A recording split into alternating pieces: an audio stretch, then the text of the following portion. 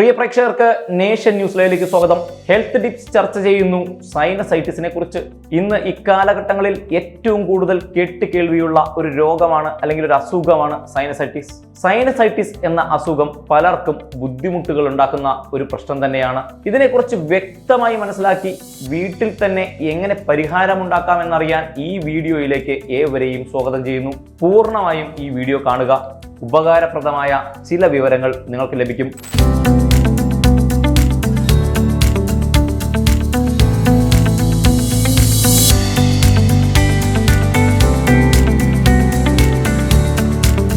വളരെയധികം തെറ്റിദ്ധരിപ്പിക്കപ്പെടുന്ന രോഗമായ സൈനസൈറ്റിസ് ഒന്ന് ശ്രദ്ധിച്ചാൽ വീട്ടിലിരുന്നും നമുക്ക് ചികിത്സിക്കാം.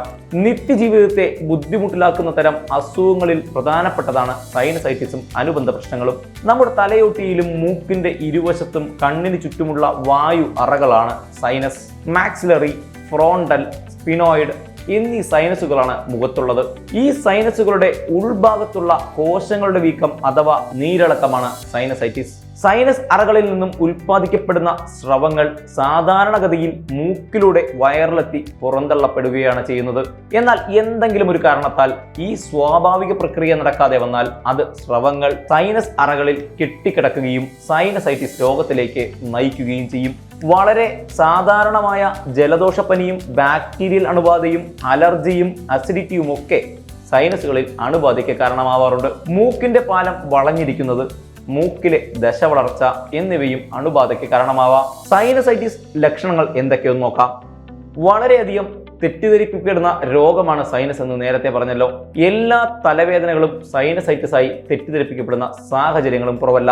കടുത്ത പനി, ദേഹം വിറയൽ, ശരീരവേദന, മൂക്കടപ്പ്, ചുമ, ആസ്മ, ശ്വാസമുട്ടൽ തുടങ്ങിയവയാണ് കടുത്ത സൈനസ് അണുബാധയുടെ ലക്ഷണങ്ങൾ. അതേസമയം ചില സൈനസ് അണുബാധകൾ പല്ലുവേദന, പല്ലുപുളിപ്പ്, മൂക്കടപ്പ്, തല കുനിക്കുമ്പോൾ മൂക്കിന് ഭാരം, പല്ലിന് തരിപ്പ്, ചെവി വേദന തുടങ്ങിയ ലക്ഷണങ്ങളോടെയും ഉണ്ടാവാം. വേദന അനുഭവപ്പെടുന്ന ഭാഗത്തെ അടിസ്ഥാനമാക്കി സൈനസൈറ്റിസ് തിരിച്ചറിയാം. മുഖത്തിന്റെ ഇരുവശങ്ങളിലുമായാണ് വേദന അനുഭവപ്പെടുന്നതെങ്കിൽ അത് മാക്സിലറി സൈനസിലുണ്ടായ അണുബാധയാവാം. നെറ്റിയിലോ പുരികത്തിന്റെ അടിയിലോ ആയി അനുഭവപ്പെടുന്ന വേദന ഫ്രണ്ടൽ സൈനസ് അണുബാധയുടെ ലക്ഷണമാണ്. രാവിലെ എഴുന്നേൽക്കുന്ന നേരം ഇത്തരം സൈനസൈറ്റിസ് വേദന പ്രകടമാവണമെന്നില്ല. എന്നാൽ പകൽ നേരം ഉച്ചയോടടുക്കും തോറും ഈ വേദനയുടെ തോത് കൂടി വരും. ഇരിക്കുന്ന സമയത്താണ് ഈ വേദന കലശലാവുന്നത്. ഓഫീസ് സൈനസൈറ്റിസ് എന്നും ഈ വേദന അറിയപ്പെടുന്നു. വൈകുന്നേരത്തോടെ ഇത്തരം വേദന കുറയുന്നതായാണ് പൊതുവെ കാണപ്പെടുന്നത്. മൂക്കിനും കണ്ണിനും ഇടയിലുള്ള സൈനസുകളിൽ ഉണ്ടാവുന്ന അണുബാധയാണെങ്കിൽ അത് എത്മോയിഡ് സൈനസൈറ്റിസ് ആവാം. കണ്ണിന് പിന്നിലായിട്ടാണ് വേദന അനുഭവപ്പെടുക. കഴുത്തിന് മുകളിലും തലവേദനയുടെ പുറകിലുമായിട്ടാണ് നാലാമത്തെ വിഭാഗം സ്പിനോയിഡ് സൈനസ് അണുബാധ പ്രകടമാകുന്നത്.